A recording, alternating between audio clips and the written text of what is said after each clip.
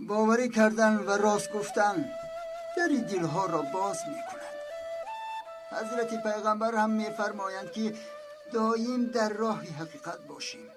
راستی انسان را به راه خوب و به جنت می برد. اگر انسان به راه حقیقت پا گذارد دیگر از آن نمی براید و در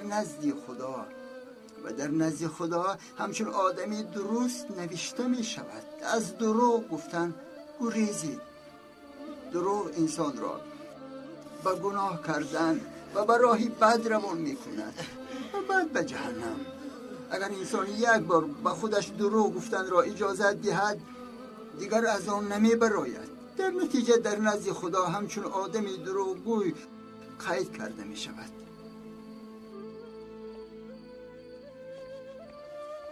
حقیقت این محوری پیغمبرمان است عزیزانم.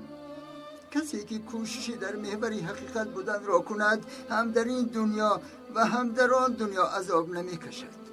بعضا طوفانی سخت شود هم بعد ابرها پراکنده می شوند. کدام شب تاریک سحر ندارد